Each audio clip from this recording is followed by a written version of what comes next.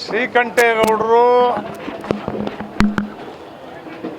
ಜನತಾ ಪಕ್ಷ ಜನತಾದಳದ ಕಟ್ಟಾಳು. ಅವರು H D ದೇವೇಗೌಡರು,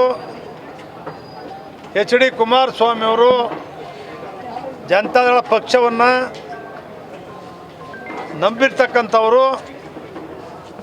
ಶ್ರೀಕಂಠೇಗೌಡರ ಮುಂದಾಳತ್ವದಲ್ಲೇ ವಿವೇಕಾನಂದ ಅವರ ಚುನಾವಣೆ ನಡೆಯುತ್ತೆ.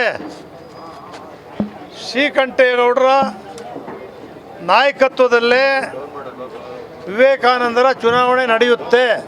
ಯಾರೂ ಕೂಡ ಅನುಮಾನ ಪಡ್ತಕ್ಕಂಥದ್ದು ಅಗತ್ಯ ಇಲ್ಲ.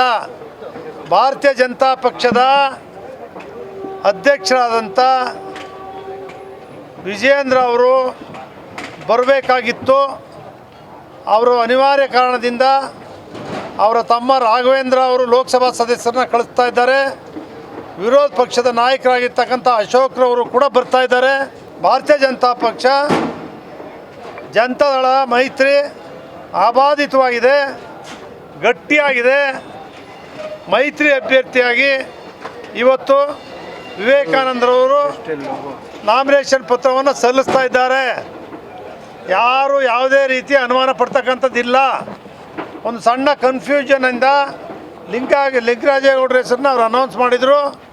ಅವ್ರ ಪಕ್ಷನೇ ಭಾರತೀಯ ಜನತಾ ಪಕ್ಷದ ನಾಯಕರುಗಳು ಅವ್ರಿಗೆ ಹೇಳ್ತಾರೆ, ಲಿಂಗರಾಜೇಗೌಡರಿಗೆ, ಶ್ರೀಕಂಠೇಗೌಡರಿಗೆ ಅವ್ರ ನಾಯಕತ್ವದಲ್ಲಿ ಚುನಾವಣೆ ನಡೆಯುತ್ತೆ, ಅವ್ರ ನಾಯಕತ್ವದಲ್ಲಿಗೆ ನಾಮಿನೇಷನ್ ಪತ್ರ ಸಲ್ಲಿಸ್ತೀವಿ. ಶ್ರೀಕಂಠೇಗೌಡರ ಬೆಂಬಲಿಗರನ್ನೆಲ್ಲ ಜೊತೆಯಲ್ಲಿ ಕರ್ಕೊಬಂದು ವಿವೇಕಾನಂದರ ನಾಮಿನೇಷನನ್ನು ಸಲ್ಲಿಸ್ತಾರೆ.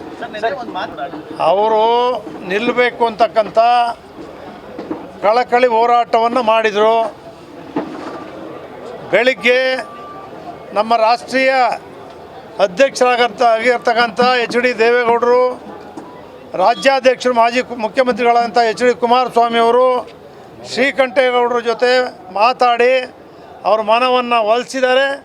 ಶ್ರೀಕಂಠೇಗೌಡರು ಜವಾಬ್ದಾರಿ ಮುಖ್ಯಮಂತ್ರಿಗಳಾದಂಥ ಎಚ್ ಡಿ ಕುಮಾರಸ್ವಾಮಿ ಅವರು ಶ್ರೀಕಂಠೇಗೌಡರ ಜೊತೆ ಮಾತಾಡಿ ಅವ್ರ ಮನವನ್ನು ಒಲಿಸಿದ್ದಾರೆ. ಶ್ರೀಕಂಠೇಗೌಡರು ಜವಾಬ್ದಾರಿ ತಗೊಂಡು ಈ ಚುನಾವಣೆ ನಡೆಸಿ ವಿವೇಕಾನಂದ ಅವರ ಗೆಲುವಿನ ರೂವಾರಿ ಜವಾಬ್ದಾರಿಯನ್ನು ಪಡ್ಕೊಂಡಿದ್ದಾರೆ.